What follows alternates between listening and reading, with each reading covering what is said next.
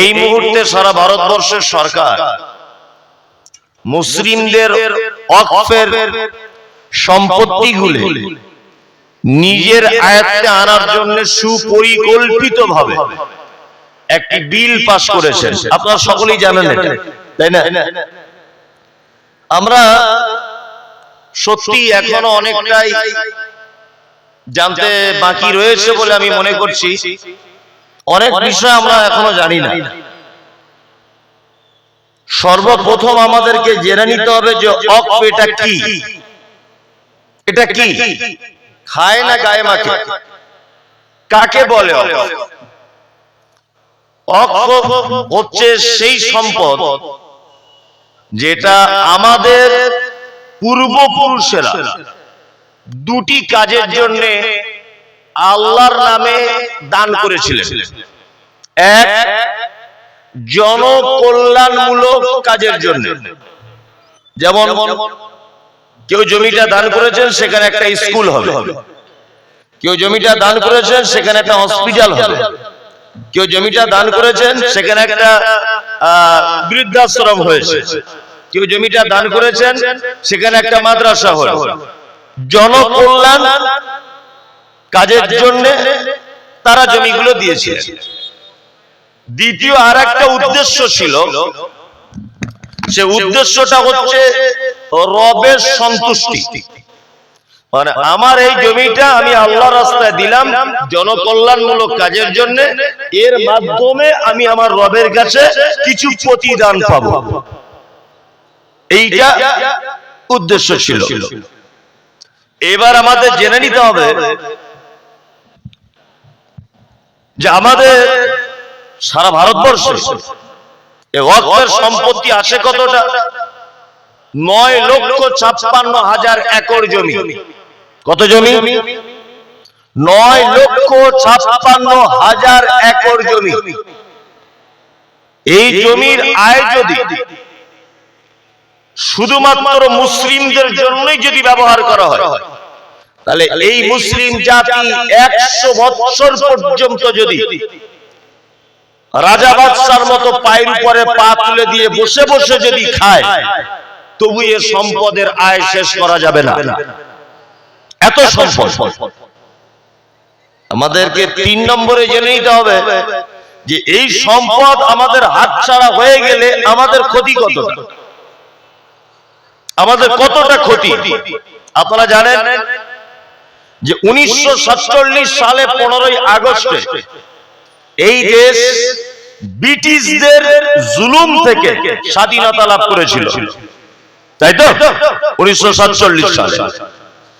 1956 সালে কংগ্রেসের পিরিয়ডে এই ওয়াকফের সর্বপ্রথম একটি বিল পাস হয়। সেই বিলটা পাস হয়েছিল এই জন্য যে ওয়াকফ সম্পত্তিগুলি একটা বোর্ড দ্বারা পরিচালিত হোক। ওই জন্য আপনারা জানেন যে 2024 সাল পর্যন্ত আমাদের মসজিদের ওয়াকফের জমি, ঈদগাহ ওয়াকফের জমি, ইমাম সাহেবরা ভাতা পান, মুয়াজ্জিন সাহেবরা ভাতা পান, এই সমস্ত সংক্রান্ত বিষয়গুলি কলকাতার কোথায় যেতে হতো? ওয়াকফ বোর্ডে। এক কথায় 1956 থেকে আর 2024 সাল পর্যন্ত ওয়াকফ বোর্ড দ্বারাতে পরিচালিত হচ্ছিল ওয়াকফের টোটাল সম্পত্তিগুলি। এই সম্পত্তিগুলি নরেন্দ্র মোদী সরকার এখন যে বিল পাস করেছে, এই বিল দ্বারাতে ওয়াকফ বোর্ড দ্বারাতে পরিচালিত আর হবে না। এইটা পরিচালিত করবেন কে? না এটা নিয়ন্ত্রণ করবেন কে? সরকারি বিভিন্ন আধিকারিক ওনারা। যেমন আপনার আব্বা মারা গেছে, আপনার আব্বার মাটিটা কবরস্থানের দক্ষিণ দিকে দেবেন না পূর্ব দিকে দিবেন, এটা ডিএম এর কাছে লিখিতভাবে সিগনেচার করে আনতে হবে, তবে ডান দিকে বাম দিকে দক্ষিণ দিকে মাটি দিতে পাবেন, তার আগে নয়। এই সম্পত্তি যদি আমাদের কাছ থেকে হাতছাড়া হয়ে যায়, মানে ডিস্ট্রিক্ট ম্যাজিস্ট্রেটের কাছে আপনার পারমিশন নিয়ে আসতে হবে। আপনার মসজিদের ইমাম নির্বাচন করবেন কে? না, আপনার মসজিদের ইমাম নির্বাচন করবেন ওই অমিত শাহর মতো একজন মানুষ। আপনার মসজিদে তারাবি পড়াবেন রমজান মাসে, তারাবির হাফেজ সাহেব নির্বাচন করবেন কে? ডিস্ট্রিক্ট ম্যাজিস্ট্রেট অর্থাৎ ডিএম, তিনি নির্বাচন করবেন তারাবির কে খতম দেবে। আপনার এই প্রপার্টি ওয়াকফের সম্পত্তি, এখানে আপনি নতুন মসজিদ করতে চাইছেন, এর জন্য পারমিশন করে আনতে হবে দিল্লি থেকে নরেন্দ্র মোদীর মতো একজন সাধারণ প্রধানমন্ত্রীর কাছে পারমিশন আনতে হবে। বড় আশ্চর্যের ব্যাপার, 1947 সাল থেকে আর 2025 সাল পর্যন্ত 14 নম্বরের প্রধানমন্ত্রী হচ্ছেন নরেন্দ্র মোদী। কত নম্বর? 14 নম্বর।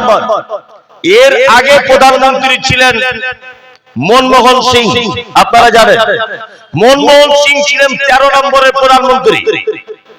13 নম্বরের প্রধানমন্ত্রী পর্যন্ত ভারতবর্ষের ওয়াকফ সম্পত্তি আত্মসাৎ করার পরিকল্পনা কেউ করেননি। কিন্তু এই 14 নম্বরের প্রধানমন্ত্রী আসার পরে এই সম্পত্তিটা আত্মসাৎ করে নিতে হবে, নিজেদের অধীনে নিতে হবে দায়িত্বটা। এই পরিকল্পনা করলেন কেন? একজন সাহাবী দাঁড়িয়ে আছেন, হাতে তার তলোয়ার চালাচ্ছেন, সামনে তার নিজের বাপ ইসলাম গ্রহণ করেনি, আল্লাহ নবীর বিপক্ষে মুসলিমদের বিপক্ষে যুদ্ধ করছে, আর বেটা ঈমান এনেছে মুসলিমদের পক্ষে, ইমামদারদের পক্ষে যুদ্ধ করছে। আল্লাহু আকবার। সাহাবীটি বলছেন, আমি যখন তলোয়ার চালাতে গেলাম দেখতে পাচ্ছি ওটা আমার আব্বা। আমি তলোয়ারটা আস্তে আস্তে করে নিচের দিকে নিয়ে দাঁড়িয়ে পড়লাম, আমার চোখ দিয়ে অশ্রু ঝরছে। পাশে আরেকজন সাহাবী উচ্চ কণ্ঠে বলছেন, কি লা ইউমিনু আহাদুকুম হাত্তা কুনা হাব্বা ইলাইহি মিন ওয়ালিদিহি ওয়া ওয়ালাদিহি ওয়ান নাসি আজমাইন। মুহাম্মদ সাল্লাল্লাহু আলাইহি ওয়াসাল্লাম বলেছেন, তোমার আব্বা মা, তোমার সন্তান সন্ততি, পৃথিবীর সমস্ত কিছুর থেকে কোন মানুষ যতক্ষণ না পর্যন্ত আমাকে ভালোবাসতে না পারবে ততক্ষণ পর্যন্ত সে লোকের ঈমান পরিপূর্ণ হবে না। সাহাবীটি যখন এই কথা বলছেন, তলোয়ার আবার আস্তে আস্তে করে তুলছেন বাপকে মারার জন্য, তলোয়ার আবার তুলছেন। কারণ কি? কারণ হচ্ছে এই যে বাপকে তলোয়ার মারার জন্য রেডি হচ্ছেন। কারণ কি? তিনি ভাবছেন, যদি আমার বাপ ইসলামের শত্রু, তাকে যদি বাপ বলে যদি আমি ছেড়ে দিই তাহলে সে কি করবে? আল্লাহর নবীকে আঘাত করে দিতে পারে, কিয়ামতের দিন আমি জবাবদিহিতার মধ্যে পড়ে যাব। আল্লাহ, এই হচ্ছে নবীর প্রতি ভালোবাসা তাদের, নবীর প্রতি মহব্বত তাদের। আমাদের কি? আল্লাহ, কি হলো আপনার? থাক বসুন, বসে থাকুন, চুপচাপ মেরে বসে থাকুন, কথা বলবেন না, বস। এটা হচ্ছে নবীর প্রতি ভালোবাসা। এবার আপনাদেরকে ইত্তিবায়ে রাসূল সম্পর্কে আমি কয়েকটি পবিত্র আল কোরআনের আয়াত এবং সহিহ হাদিসকে সামনে আনার চেষ্টা করছি। নাম্বার 1, আল্লাহ তাআলা বলছেন, ওমা আতাকুমুর রাসূল ফাখুযুহু ওমা নাহাকুম আনহু ফান্তাহু। আমার নবী যেটা দেয় ওটা গ্রহণ করো, আর আমার নবী যেটা নিষেধ করে ওইটাকে কি করো? ছেড়ে দাও। তাই না? তাহলে আমরা আমল করার ক্ষেত্রে দেখবো তো যেটা আল্লাহ নবী করেছিলেন কিনা। আপনি তো খুব চালাক লোক, বাজারে ঢেঁড়স কিনলে আগা ভেঙে দেখেন, লাউ কিনলে তলাতে নখ ভরে দিয়ে দেখেন, বেগুন কিনলে পোকা দেখেন না? দেখেন। আল্লাহু আকবার। কিন্তু আপনি একটা আমল করতে চাইছেন, সে আমল মুহাম্মদ সাল্লাল্লাহু আলাইহি ওয়াসাল্লাম করেছিলেন কিনা এটা দেখা লাগবে কি লাগবে না? লাগবে। আমরা প্রত্যেকটা আমলের ক্ষেত্রে যাচাই বাছাই করে তবে আমল করব ইনশাআল্লাহ। আম্মা জান আয়েশা সিদ্দিকা রাদিয়াল্লাহু তাআলা আনহা তিনি বলেছেন, কি বলছেন? মান আমেলা আমালান লাইসা আলাইহি আমরুনা ফাহুয়া রাদ্দুন। মানুষ যদি কোন আমল করে আর সেই আমল যদি আল্লাহর নবী সাল্লাল্লাহু আলাইহি ওয়াসাল্লামের পক্ষ থেকে কোন রায় যদি না থাকে, তাহলে সে আমল কি বাতিল। তাহলে আমরা দেখব কিছু আমল বাতিল করা, বাতিল আমল আমরা করছি কিনা। ধরিয়ে দিই একটা দুটো, ধরাই ধরাই। আল্লাহ আল্লাহ রাসূল বলেছেন, আখিরুল কালাম লা ইলাহা ইল্লাল্লাহ ফাদাখালাল জান্নাত। কোন মানুষ যদি মারা যায় আর মারা যাবার সময়তে তার মুখের ভাষা যদি এই হয় লা ইলাহা ইল্লাল্লাহ, আল্লাহর নবী বলছেন তার থাকার জায়গা জান্নাত। কোথায়? জান্নাত, তাই না? এবার একটা কথা বলি, এখন আল্লাহ রাসূল বলেছেন তিনটে কাজ পৃথিবীতে তোমরা দ্রুত করবে, দেরি করবে না। এক, কোন মেয়ে স্বামী মারা গেলে, ইদ্যত পালন হয়ে গেলে তাড়াতাড়ি ইমার্জেন্সি তাকে বিয়ের ব্যবস্থা করে দাও, যদি তার বিয়ে করার বয়স থাকে। দুই, সালাতের ওয়াক্ত হয়ে গেলে, তোমরা নামাজের ওয়াক্ত হয়ে গেলে আর 1 মিনিট বিলম্ব করো না, নামাজের জন্য প্রস্তুতি নাও। তিন, কোন মানুষ মারা গেলে তার কবর খনন করতে, কাফন কাটতে যতটা টাইম, এই টাইমের মধ্যে তাকে তাড়াতাড়ি করে কবরস্থ করো। ছেলে থাকে দিল্লিতে, মেয়ে থাকে বোম্বাইয়ে, প্লেনে আসতে 24 ঘন্টা টাইম লাগবে, লাশ রেখে দিতে হবে মাইয়েতকে। কে বুদ্ধি দিল? যত তাড়াতাড়ি পারবেন, যত তাড়াতাড়ি তাকে কি করতে হবে? দাফন করতে হবে। তিনটে কাজ খুব দ্রুত গতিতে। একটা মানুষ মারা যাচ্ছে, একটা মানুষ কি করছে? মারা যাচ্ছে। তার কাছে বসে বলতে পারবেন না, বলো তুমি লা ইলাহা ইল্লাল্লাহ, ভাই বলো লা ইলাহা ইল্লাল্লাহ। এ পদ্ধতি নয়, তাকে বলতে পাবেন না আপনি, আপনি নিজে নিজে বলবেন লা ইলাহা ইল্লাল্লাহ, লা ইলাহা ইল্লাল্লাহ। তার পাশে বসে নিজে নিজে বলবেন লা ইলাহা ইল্লাল্লাহ, লা ইলাহা ইল্লাল্লাহ, নিজে নিজে বলবেন। আল্লাহ রাসূল বলছেন, তোমার বলাতে যদি ও একবার যদি বলে দেয়, তাহলে ফাদাখালাল জান্নাত। ও থাকার জায়গা কোথায়? জান্নাত।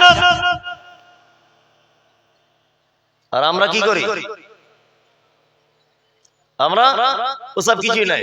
আব্বা মারা যাচ্ছে, আর 2-10 মিনিটের মধ্যে মারা যাবে, তাড়াতাড়ি করে মাদ্রাসা থেকে 12টা ছেলে ডেকে চারিদিকে বসলো, বসে কি ইয়াসিনুল কোরআনিল হাকিম আর রহমান আল্লামাল কোরআন হালা তাআলাল ইনসানু হিনুম মিনাদ দাহরি লাম ইয়াকুন শাইয়্যাম মাযকুরা। কোরআন তেলাওয়াত করছে সবাই, চারিদিকে বসে বসে দুলে দুলে করছে। কি করছে না? আপনাদের করে এখানে অনেক জায়গাতে করে, কি করে না? করে। আল্লাহ। ও কি তখন কোরআন তেলাওয়াত শুনতে চায়?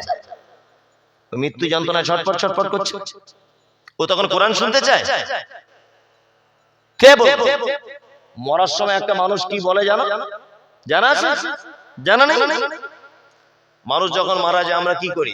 বেদানার রস দিই তার গালে। আপনাদের এখানে দেয়? ঠান্ডা পানি দেয়, বড় মেয়ে একটু পানি দেয়, ছোট ছেলে একটু পানি দেয়, দেয় না? ও কি তখন বেদানার রস খেতে চায়? বেদানার রস দাও, কি চায়? জানা নেই এটা? কোরআনের আয়াতটা বলছি, হাবেব সাহেব বলবে যে হ্যাঁ কোরআনে আছে এটা। এক, আল্লাহ রাসূল বলছেন, একজন ঈমানদারের আত্মাকে যখন মালাকুল মউত যখন বার করে, 1 গ্লাস পানি থেকে 1 ফোঁটা পানি মাটিতে ফেলে দিলে যেমন কোনো আওয়াজ হয় না, একটা দুধের বাচ্চা তার মায়ের কোলে ঘুমিয়ে গেলে যেমন কোনো আওয়াজ হয় না, বিশ্ব নবী বললেন একজন ঈমানদারের আত্মাকে যখন মালাকুল মউত যখন ধরে তখন কোনো আওয়াজ হয় না, বাড়ির পাশের লোক বুঝতে পারে না, তার স্ত্রী বুঝতে পারে না, তার বৌমা বুঝতে পারে না, তার বেটা বুঝতে পারে না, তার বেটি বুঝতে পারে না। বিশ্ব নবী আবার বললেন একজন বেঈমান, একজন খারাপ লোক, একজন বদকার ওই লোকটার আত্মাকে যখন মালাকুল মউত যখন ধরে, মাঝখানে আরেকটা কথা বলে দিই, খারাপ লোকেরা এবং ভালো লোকেরা মরার 2-4 মিনিট আগে মালাকুল মউতকে তারা নিজে চোখে দেখতে পায়। যে চোখে দেখতে পায়, দেখবেন মরার আগে মানুষ বড় বড় চোখ বার করে এক দৃষ্টিতে থাকে, দেখবেন, লক্ষ্য করবেন। আল্লাহ নবী বলছেন কি নিজে মালাকুল মউতকে দেখতে পায়। বদকার লোক যদি হয়, নবীজি বলেছেন মালাকুল মউত তার কাছে এসে বসে, আসার পরে তার আত্মাকে এত কঠিন করে বার করে, তার চোখের শিরা, নাকের শিরা, তার পেটের সমস্ত শিরা উপশিরা গুলো মালাকুল মউতের হাতের সাথে যেন ছিঁড়ে চলে আসে। বন্ধুরা আমার, ওই জন্য দেখতে পাবেন কিছু লোক যখন মারা যায় তার হাতগুলো বেঁকে আছে, কারোর পা গুলো বেঁকে আছে, কারোর চোখগুলো বড় বড় হয়ে আছে, কেউ হা করে আছে। এইগুলো দেখতে পাওয়া যায় কি যায় না? তার মানে এটাও সে যে মৃত্যুর সময় কষ্ট হয়েছে, এটাও তার একটা নমুনা বলা যেতে পারে। আল্লাহর নবী বলছেন মালাকুল যখন মউত তার কাছে আসে, ওই লোকটা তখন একটা কথা বারবার বলে, ফায়াকুলা রব্বি লাউলা আখরতানি ইলা আযালিন করিব ফাআসাদদাকা ওয়া আকুম মিনাস সালিহিন। এটা আছে কোরআনে। মালাকুল মউত যখন ওর কাছে চলে আসে ও কি বলে?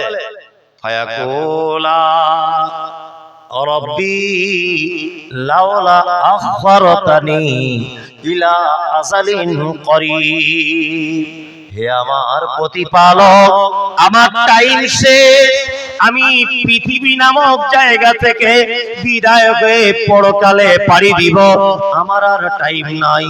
তবে আল্লাহ তোমার কাছে একটু টাইম আমি চাইছি, ফাআসাদদাকা ওয়া আকুম মিনাস সালিহিন। টাইম দাও আল্লাহ, আমি কিছু দান করে আসি, সাদকা করে আসি, এই টাইমটা আল্লাহ তুমি আমাকে দাও। আপনি এক কাজ করতে পারেন, আপনার আব্বা যখন মৃত্যু যন্ত্রণায় ভুগছে, আপনার মা যখন ভুগছে, আপনি তখন, এটা সুন্নত নফল ফরজ কিছুই নয়, নিজেই ইচ্ছাতে, আপনার আব্বা তো তখন আর দান করার সুযোগ পাবে না, পাবে আপনি বেটা হিসাবে তখন 50টা টাকা বার করে ফকির মিসকিনকে দিয়ে বলুন, এটা আমার আব্বার টাকা, তোমাকে দান করে দিলাম। কি হলো? ও খাবার খাবে বলে, ঠিক আছে আমি ছেড়ে দিচ্ছি, আপনারা খেয়ে নেন। 12:30 বেজে গেল, অনেক টাইম হয়ে গেল।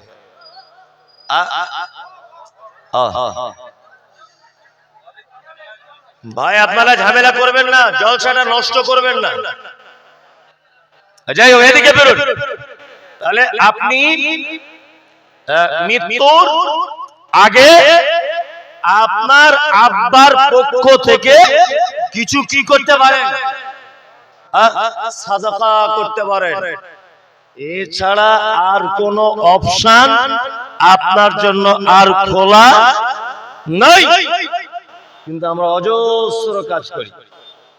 আব্বা মারা গেলে ওই আপনার 40 করে, অনেক মানুষ করে না, অনেক মানুষ জলসাটা পুরো মাটি করে দিল। খাওয়া দাওয়া ঝামেলা।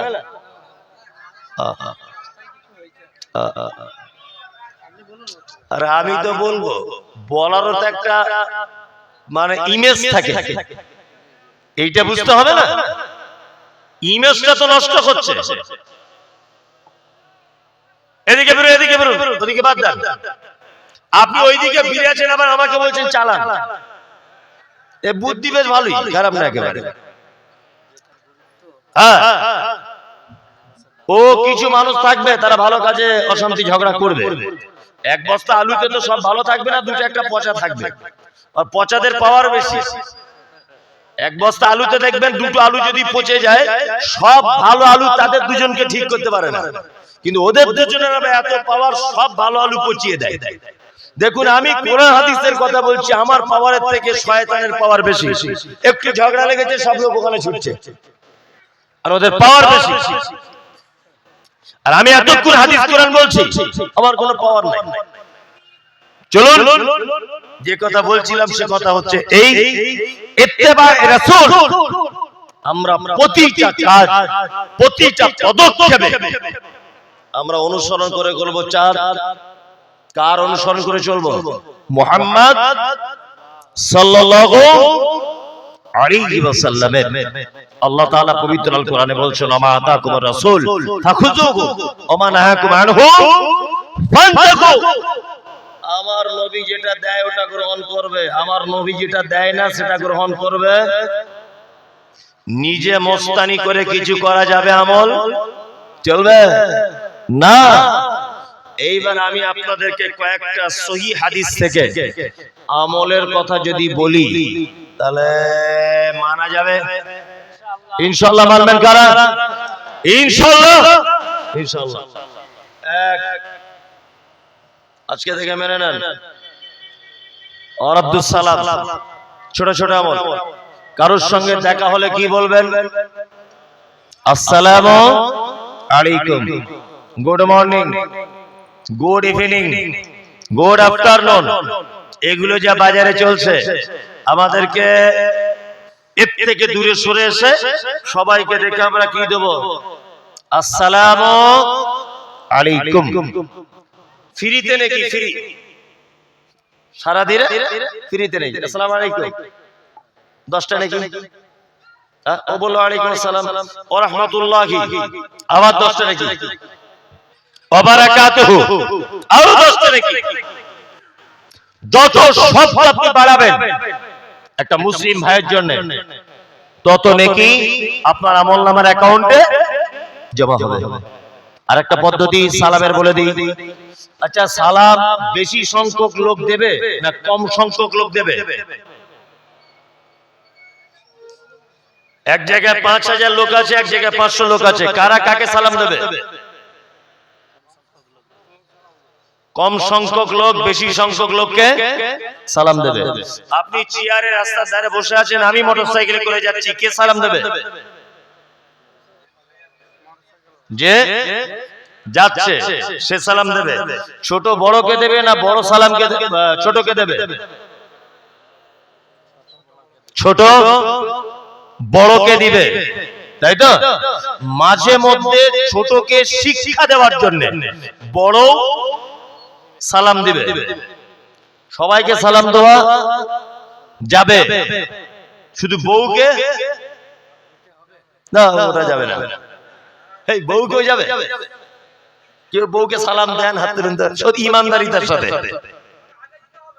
আচ্ছা, অনেকজন তাহলে আছে, আলহামদুলিল্লাহ। যাই হোক, আমি একটা কথা সবসময় বলি, আমার মাদ্রাসায় একটা বাংলা মাস্টার আছে, নতুন বিয়ে করেছে। তো ওকে বলছে, তুমি তোমার বউকে সালাম দাও। বলছে, হুজুর লজ্জা লাগে খুব। আচ্ছা, তুমি দিয়েই দেখো কি হয়। তা ওকে বলে দিয়েছে, এক সপ্তাহ পরে আবার খোঁজ নিচ্ছে, তুমি তোমার বউকে সালাম দিয়েছো? হুজুর সালাম দিয়েছিলাম, সে দিয়ে বিপদ হয়ে গেছে। জি কেন? বলছে সালাম দিয়েছি, ও দরজা খুলে বলছে, তুমি কি আমাকে চিনতে পারছো না যে সালাম দিচ্ছ? কি বুঝি, বুঝতে পারছেন না? ওর বউ বলছে, তুমি কি আমাকে চিনতে পারছো না যে সালাম দিচ্ছ আবার? তার মানে কি? এখন আজকে আপনি বাড়ি গিয়ে সালাম দেবেন, আপনার স্ত্রী বলবে, ঢং বুড়ো বয়সের খুঁজে পায় না। এটা বলবেই, বলবে না? বলবে। স্বামী স্ত্রী ঝগড়া অশান্তি হয় তো সবারই হয়। আমরা বড় পাঞ্জাবি পরে ঘুরি বলে লাট সাপ না, আমাদেরও হয়, সবার হয়। যেদিন সকালে ঝামেলা হবে দেখবেন ওর একটু আবার মানে অন্যরকম অভ্যাস, হাঁড়ি কুড়ি জোরে জোরে ফেলবে রেগে যদি যায়। আপনি কথা বলবেন এরকম করে মুখ ঘুরিয়ে নেবেন, এটা ওর একটা অভ্যাস। তাই ওই সময়তে মারবেন না, আসলে ও একটু ভালোবাসার আদরের প্রাণী, ওকে একটু আদর করলে সব ভুলে যায়, সব ভুলে যাবে। যেদিন ঝগড়া হবে সালামের পদ্ধতি বলে দিচ্ছি, সেই দিন মিনিমাম 10 বার থেকে 20 বার সালাম দেবেন ওকে। যেদিন ঝগড়া হবে, যদি বলছেন কেন আসসালামু আলাইকুম, বাংলা মানে কি? আল্লাহ তোমার উপরে শান্তি বর্ষণ করুক, তাই না? আর চলছে সংসারে কি অশান্তি। এখন ও সালাম দিলে কিন্তু গাল দিতে পারবে না, ওয়ালাইকুম আসসালাম গোপনে গোপনে বলবে, বলবে কি বলবে না? আপনি যদি 10 বার দেন আর ও যদি 10 বার বলে ওয়ালাইকুম আসসালাম, তোমার উপরেও শান্তি হোক, তো দুজন দুজনের জন্য যদি শান্তি কামনা করেন, তাহলে আর সংসারে অশান্তি থাকবে বলে মনে হয়? থাকবে না। ইসলামে সালাম কত গুরুত্বপূর্ণ। আল্লাহ তাআলা বলেছেন লা তাদখুলুল বুয়ুতা গায়রা বুয়ুতিকুম, তোমরা নিজের বাড়িতে অপরের বাড়িতে প্রবেশ করার সময় কি বলবে? আসসালামু আলাইকুম। কেন সালাম দিতে হবে? দরজায় নিজের বাড়িতে হলেও সালাম দেওয়া লাগবে, বন্ধুর বাড়িতে গেলে সালাম দেওয়া লাগবে, বোনের বাড়িতে গেলেও সালাম দেওয়া লাগবে। কারণটা কি? আপনার বাড়িতে একটা বেটি আছে, আপনার নাম তার মাসকুরা, বয়স তার 16 বছর, বাড়িতে পুরুষ মানুষ কেউ নাই, শীতকালের দিনে আপনার বেটি আর আপনার স্ত্রী দুইজন মোটামুটি অর্ধউলঙ্গ অবস্থায়, বেটি তার মায়ের মাথায় উকুন দেখছে, মা তার বেটির পিঠে পেটে তেল লাগিয়ে দিচ্ছে, মাথা আঁচড়িয়ে দিচ্ছে, মেয়েটা গোসল করে গায়ে একটা গামছা দিয়ে আছে, ছোট্ট একটা প্যান্ট পরে আছে। মা আর বেটি এই কারণে ভালো জামা কাপড় পরেনি, পুরুষ মানুষ কেউ নাই বলে হঠাৎ করে যদি আপনি বাড়িতে ঢুকে যান আর ওই পোশাকে যদি আপনি আপনার বেটিকে দেখতে পান, বলুন তো দেখি আপনার বেটি লজ্জা পাবে কি পাবে না? আপনি আপনার বেটিকে ওই অবস্থায় দেখে লজ্জা পাবেন কি পাবেন না? পাবেন। ওই জন্য ইসলাম বলেছে তুমি দাঁড়িয়ে যাবে, দাঁড়িয়ে যাবার পরে বলবে আসসালামু আলাইকুম, উত্তর এলো না আসসালামু আলাইকুম, উত্তর এলো না আসসালামু আলাইকুম, উত্তর এলো না, তখন বলে দিতে হবে ও মাসকুরার মা, আমি মাসকুরার আব্বা, তাড়াতাড়ি করে দরজা খোলো। এটা নিজের বাড়ির ক্ষেত্রে, কিন্তু অন্য বাড়ির ক্ষেত্রে 3 বার সালাম দেওয়ার পরে যদি উত্তর ভেসে না আসে, নবীজি বলেছেন ফায়ারজিউ ফিল বাইত, তাহলে তুমি তোমার বাড়িতে ঘুরে চলে এসো, এটা তোমার জন্য কল্যাণ, এটা তোমার জন্য কি? আল্লাহ, আমরা সালাম দিয়ে ঢুকি, আমাদের চরিত্র এরকম না। আমরা দরজা খোলার পরে বলছি ভাবি কেমন আছো, ভাবি গোসল করছে, ধরে নেন, ধরে নেন গোসল করছে, তাই না? সালামের আর একটা ভুল পদ্ধতি শিখিয়ে দিচ্ছি সঠিকটা। আচ্ছা, ভাত খেতে খেতে সালাম দেওয়া যাবে কি যাবে না? যাবে না তো? যাবে না। এখানে যত লোক আছে 90% লোক জানে যাবে না। আমি আমি আমি আমার আজকের কথা বলছি। আজকে আমি এসছি তো, আমাকে মিষ্টি দিয়েছে টিফিন করে, তা আমি মিষ্টি খাই না, সুগার নেই কিন্তু মিষ্টি খাই না, পছন্দ করি না। যাই হোক, তা বাড়িওয়ালা আমাকে বলছে দুটো ফল কেটে দিই, দেন যদি থাকে তাহলে একটা খাই। খাচ্ছি, একজন ঢুকেছে, হুজুর কেমন আছেন? শরীরটা আপনার খুব শুকিয়ে গেছে দেখছি। হ্যাঁ হ্যাঁ, শরীর শুকিয়ে গেছে, আসতে কোনো অসুবিধা হয়নি তো? হচ্ছে একটু পায়ে ব্যথা হয়। বলছে আপনার এই ছোট গাড়ি তো, নিচু গাড়ি, ওই জন্য পায়ে ব্যথা হয়, লম্বা লোক। যাই হোক, আশা করি ভালোই আছেন। তা ঠিক আছে, কিছু মনে করবেন না, ফল খাচ্ছেন বলে সালাম দিলাম না। সব কথা বলেছে, অসুবিধা নেই। আর লাস্টে বলছে ফল খাচ্ছি বলে সালাম দিলাম। বুঝলেন কি? বোকা নয়, বোকা না বুদ্ধিমান? বোকা। আসসালামু আলাইকুম মানে তোমার উপরে শান্তি বর্ষণ হোক, খেতে খেতে হোক, হাঁটতে হাঁটতে হোক, দৌড়াতে দৌড়াতে হোক, গোসলখানাতে হোক, যেইখানে আসসালামু আলাইকুম। একজন রাস্তার ধারে দাঁড়িয়ে পেচ্ছাপ করছে বা বসে পেচ্ছাপ করছে, আপনি তাকে সালাম দিয়ে চলে যান, আসসালামু আলাইকুম। সে পেচ্ছাপ করা পরে বলবে ওয়ালাইকুম আসসালাম, সে পেচ্ছাপ করা পরে বলবে। কে এসব পদ্ধতি বলে দিয়েছে আপনাদেরকে? ভাত খাচ্ছে সালাম দেয়, ভাই কেমন আছেন, কোন গাড়িতে এসেছেন, ছেলে মেয়ে কেমন, মিনিকেট চালের ভাত, গরুর গোশত খান তো, সব বলা যায়। আর আসসালামু আলাইকুম এই উত্তম কথাটা বলা যায় না? সালাম দেবে কি বুঝি, বুঝতে পারছেন তো? সালাম দেবে। আল্লাহ তুমি আমাদের সব থেকে বেশি বেশি করে এই আমলটা করার তৌফিক দান করো, বলুন আমিন। ওয়াইয়াদাতুল মারিজ, পাড়া প্রতিবেশী যদি কেউ অসুখে পড়ে যায়, তাহলে তাকে দেখতে যাবে। ছোট্ট ছোট্ট আমি সহি হাদিস থেকে আমল করার কথা বলছি। কি বললাম বুঝলেন? দেখতে গেলে উপকার কি? উপকার আছে না নেই? আছে। আল্লাহ নবী বলেছেন কেউ যদি রোগী দেখতে যায়, ফজরের নামাজ পড়ে আপনারা কি করেন? চায়ের দোকানে বসে গল্প করেন। কি গল্প? না অমুকের বউটা কার সাথে পালিয়ে গেছে, শালা অমুক দুতলা বাড়িটা কি করে করলো। আর একজন পাশ থেকে বলছে এমনি করেছে, কলকাতায় কাজে গিয়েছিল 5 লাখ টাকা ঝেড়ে নিয়ে এসছে। ওই ঝেড়ে নিয়ে এসছে তোমার বাপ দেখতে গিয়েছিল? নামাজ পড়ে বয়স্ক লোক এখানে বসে গীবত করছো। ফরজ নামাজ বাড়িতে পড়া ভালো না মসজিদে? ফরজ মসজিদে। আর বাকি সুন্নত গুলো কোথায় পড়া উত্তম? বাড়িতে। মুহাম্মদ সাল্লাল্লাহু আলাইহি ওয়াসাল্লাম জ্ঞানী মানুষ ছিলেন না বোকা লোক ছিলেন? জ্ঞানী। মানে আল্লাহর নবী তিনিও জানেন যে নামাজীদের যদি সুন্নত পড়ার এখানে সুযোগ দেওয়া হয়, তা বসে বসে গীবত পরনিন্দা করবে আর এর উপর বদনাম করবে, বসে বসে গল্প করবে দুনিয়াবি কথাবার্তা।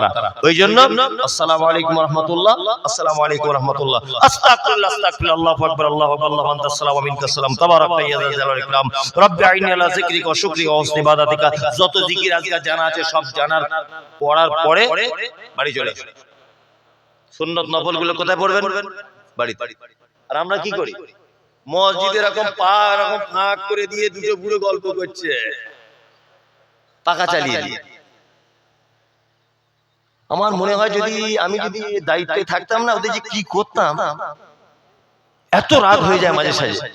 আর মসজিদে বসে থাকুন, অসুবিধা নেই, পৃথিবীর সব থেকে দামি জায়গা। একটু কোরআন তেলাওয়াত করুন। একটা ভালো বই পড়ছে একজন, ইসলামিক বই একজন পড়ছে, 5 জন শুনছে, ঠিক আছে। একটা হাদিসের কিতাব পড়ছে, 5 জন বসে আছে, ঠিক আছে, অসুবিধা নেই। বসে বসে একটু সুবহানাল্লাহ, আল্লাহু আকবার, আস্তাগফিরুল্লাহ, আলহামদুলিল্লাহ, সুবহানাল্লাহি ওয়া বিহামদিহি, সুবহানাল্লাহিল আযীম জিকির করুন। ও মসজিদে বসে বসে বলছে সে ওর বউ কার সাথে কি করে জানিস? এদের ইমাম সাহেবদেরকে জানা উচিত, ফরজ নামাজ হয়ে গেলে মসজিদে তালা মেরে দেবেন, আর মসজিদ খোলা রাখবেন না। আবার আসরের টাইম হবে তখন খুলবেন। মসজিদের কারেন্ট পুড়িয়ে গীবত পরনিন্দা, এ কেমন অভ্যাস? একদমই ফজরের নামাজ পড়ে চায়ের দোকানে বসবেন না, আড্ডা দেবেন। একটা পাহাড় সমপরিমাণ নেকির আমল আপনাকে বলে দিই, করবো ইনশাআল্লাহ। ইনশাআল্লাহ ফজরের নামাজ পড়ে মনে মনে তার আগের দিন রাতে ভাববেন যে আমাদের গ্রামে কোন লোকটা অসুখে ভুগছে, বেদানা আপেল আঙ্গুর কিছুই নিয়ে যেতে হবে না। শুধু একটা পদ্ধতি বলছি, এই পদ্ধতিটা আপনারা অবলম্বন করবেন। এক, যাবেন ডান হাত দিয়ে তার মাথাতে এরকম করে হাত বোলাবেন আর বলবেন লা বাসা তাহুরুন ইনশাআল্লাহ।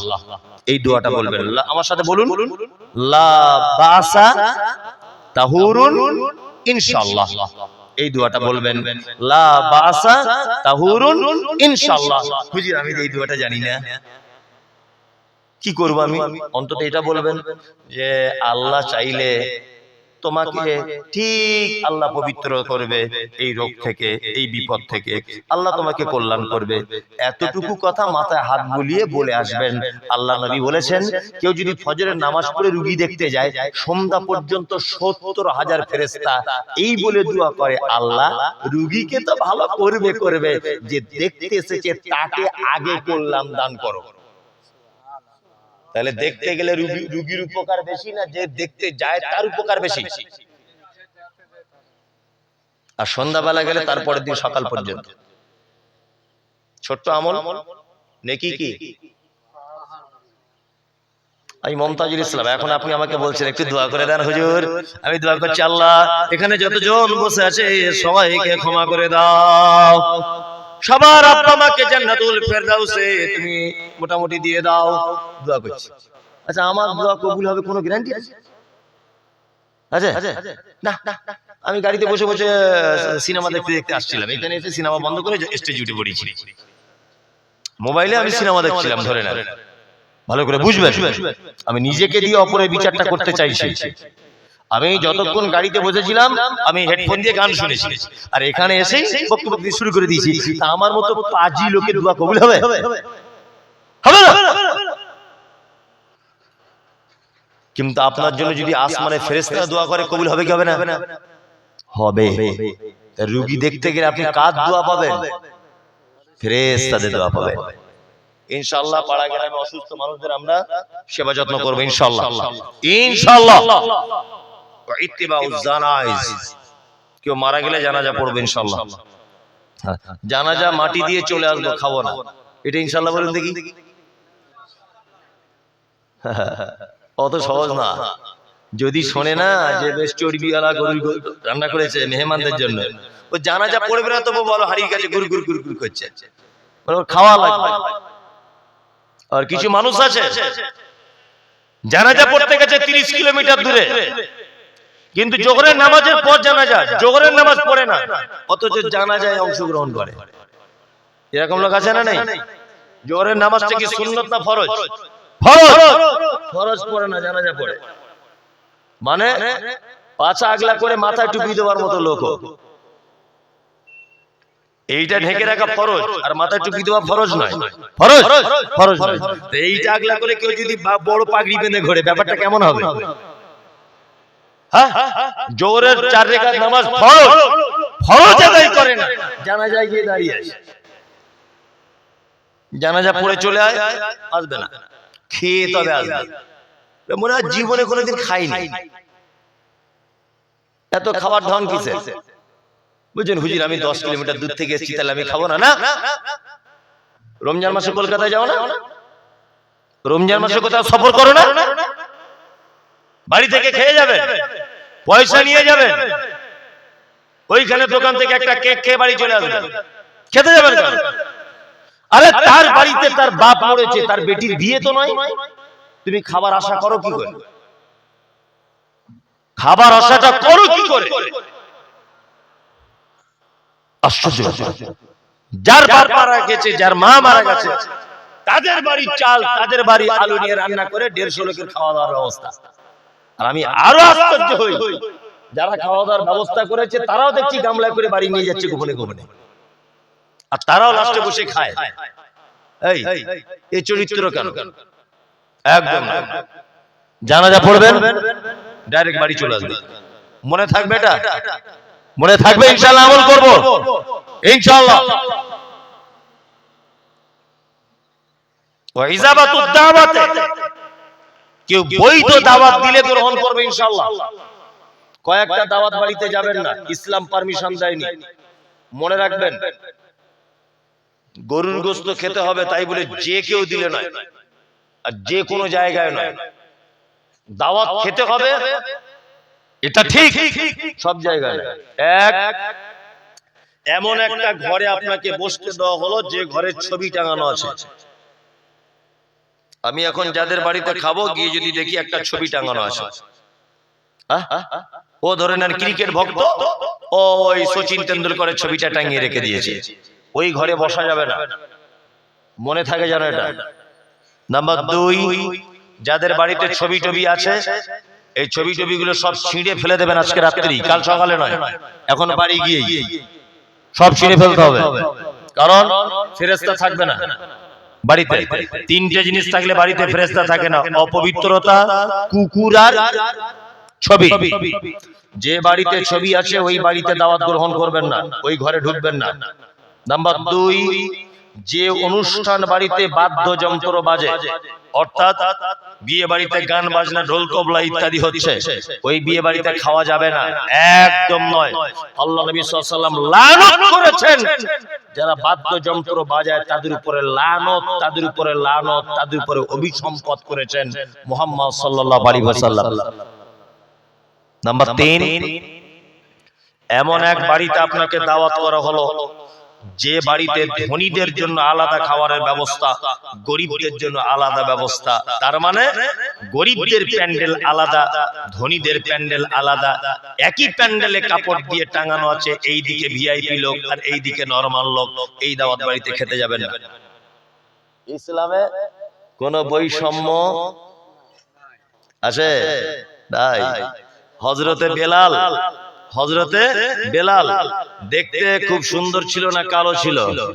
ভিতরটা তার খুব ঈমানে পরিপূর্ণ ছিল। তাই না? এই মমতাজুল ইসলাম গ্রামের কোটিপতি, আমি জুম্মার দিনে সবার শেষে নামাজ পড়তে ঢুকছি, আমি কি সবাইকে ছেড়ে দিয়ে আগে ইমামের পিছনে দাঁড়াবো না পিছনেই দাঁড়াতে হবে? কোনটা? পিছনেই দাঁড়াতে হবে। ইসলামে কালো ধলো লম্বা বেঠে সম্পদের মালিক ভিখারি, পাঁচতলায় থেকে গাছতলায় থেকে কোনো পার্থক্য নেই। আল্লাহর দরবারে সবাই ইন্না আকরামাকুম ইনদাল্লাহি আতকাকুম, আল্লাহকে যে বেশি ভয় করে আল্লাহ তাকে সবথেকে বেশি পছন্দ করে। তার টাকা কত বেশি এটা পছন্দের বিষয় নয়।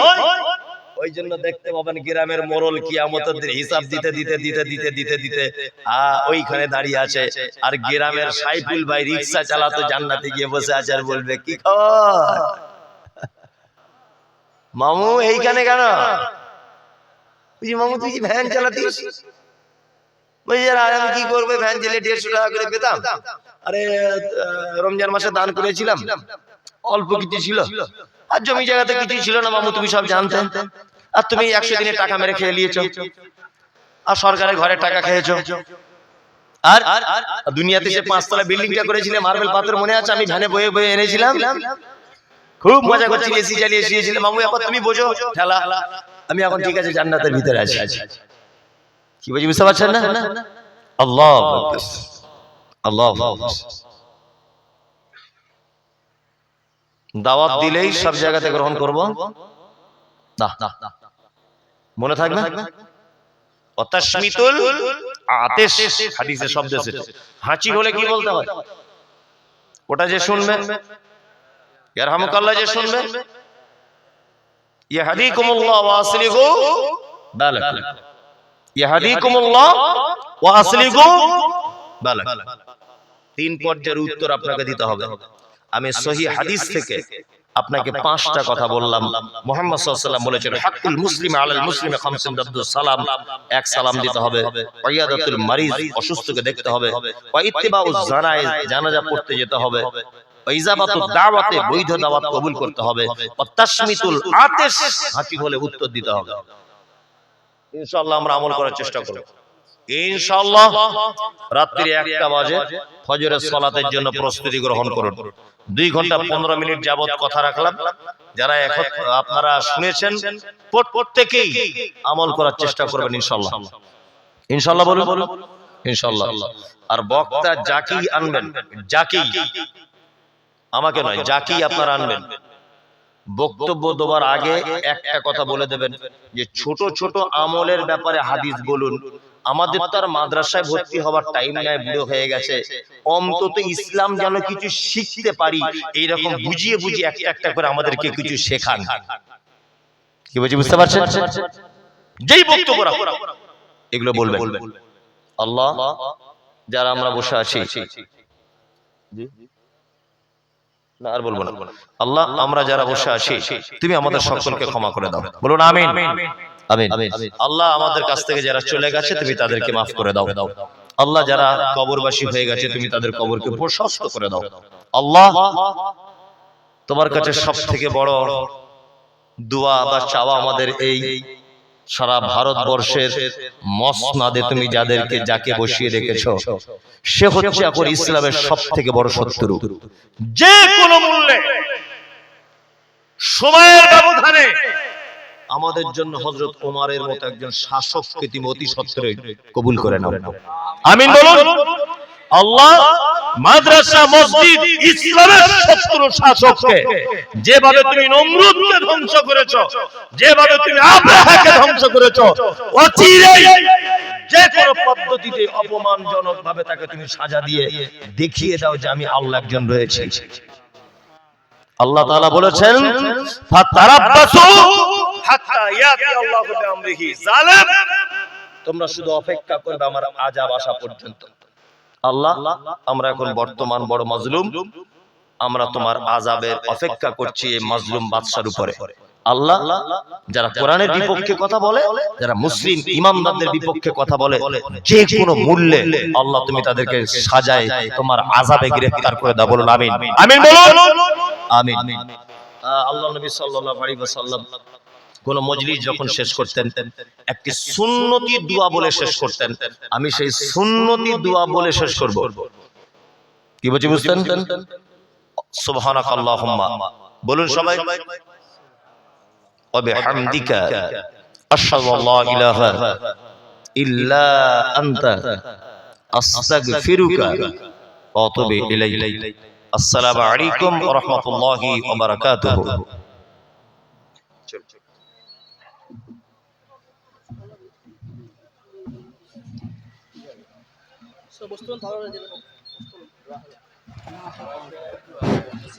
সকল ভাইয়ারা বসবেন, তাবারকের ব্যবস্থা, তাবারক নিয়ে যাবেন। একটু আলোচনা বসে যায় বেশি।